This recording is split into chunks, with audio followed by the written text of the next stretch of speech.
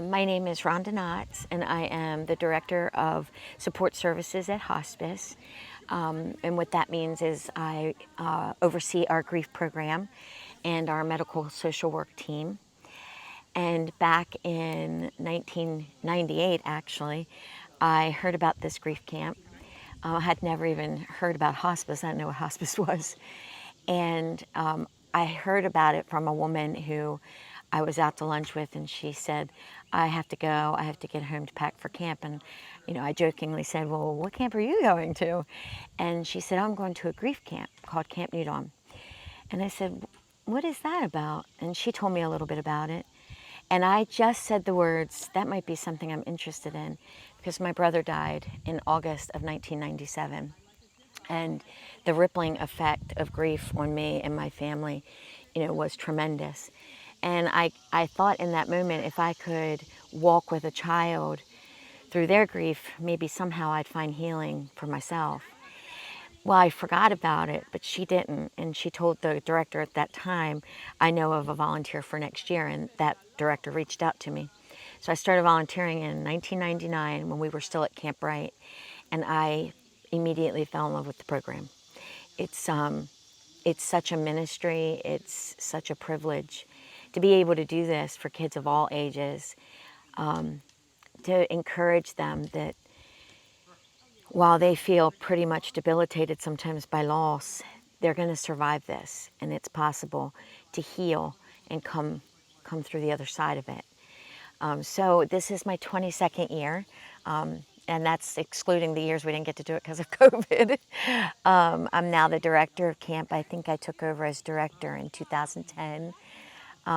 It's amazing to see all the great people who are involved. Couldn't do it without the volunteers. Kids don't take their grief to school.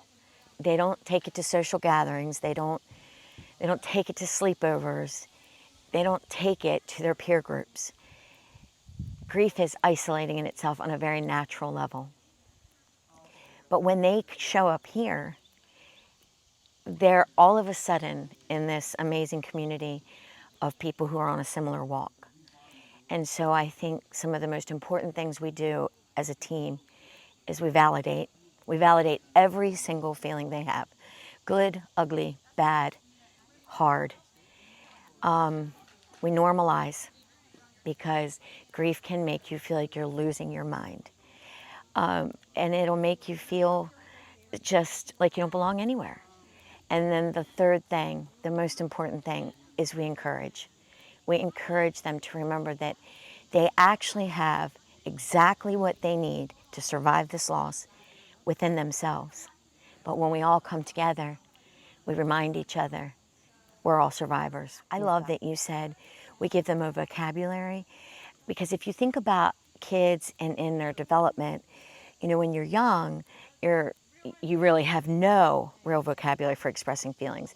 And then you're struggling to find it as you're an adolescent, and you're getting a little bit better as a teen, but you're right, giving them the dialogue, that they need to be able to express themselves in a way that they don't feel judged is incredibly important. Mostly we are together the whole time, but what that looks like is starting today, this afternoon, will be their first of 5 grief support groups until Monday afternoon, just before closing is their last one. We start off our day together with what we call therapeutic workshops. So they've all been created and designed to somehow evoke or instill some skills in every camper.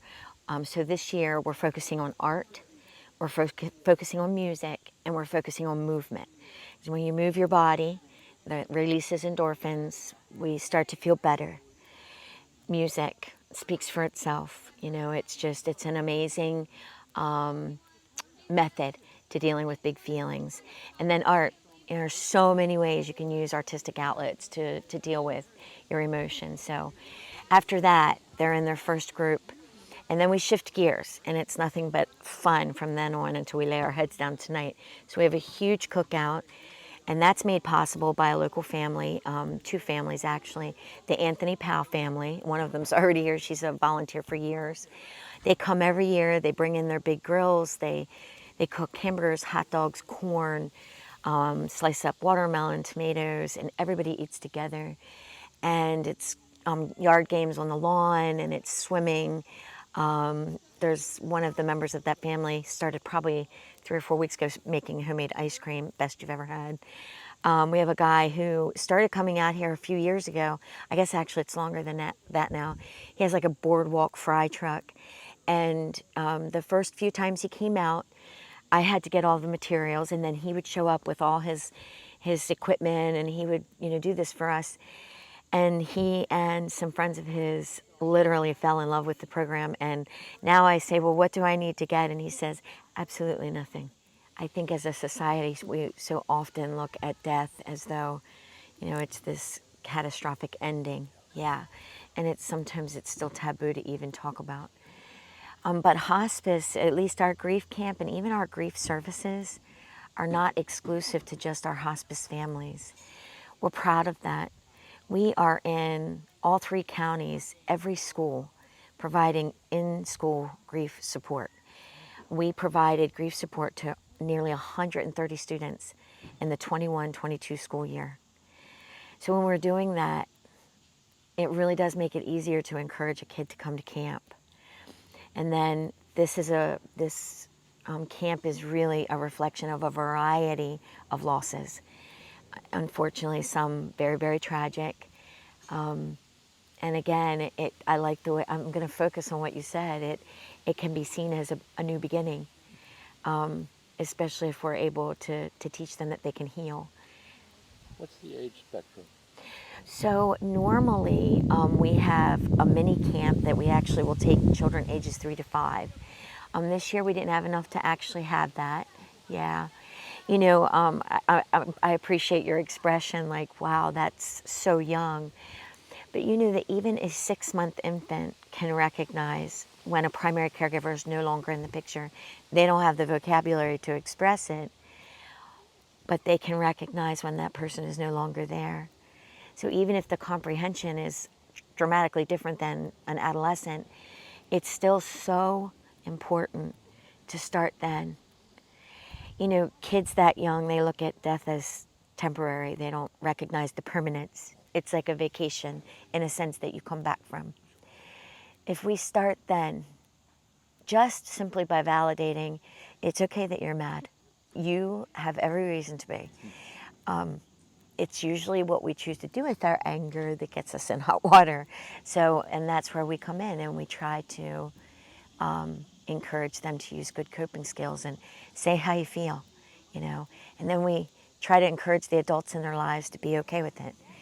If, little Johnny's mad, it's okay for him to be mad. Give him healthy outlets. Let him beat a pillow. Let him go out and throw a ball at a wall. I don't know, something safe where it's a healthy outlet. I think I did the stats, and I couldn't give you an exact number, but I can tell you probably 20% of today's volunteers that'll show up were past campers. And another, 40 or 50% have been coming over 10 years. Yeah. Some of those campers are now buddies. Some of them are what we call pals, which is a peer as a leader.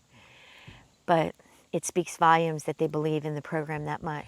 I think it's important to say that, when we advertise out in the community and it's a $60 enrollment fee, money should never be a barrier for a family to not be able to send their children. Compass endorses that 150%. So no one is ever turned away for inability to pay. We fundraise, we have donors, we write grants so that we can continue to do this. This is a very sad fact, but grief camps for kids are slowly disappearing from the nation. They are. And it's a shame. And so in our community, I just really want to say a big thank you because there's so many people out there who know about camp and they show up every year, whether it's by donating money for t-shirts or hauling stuff down here, whatever it is. We can't do it alone. So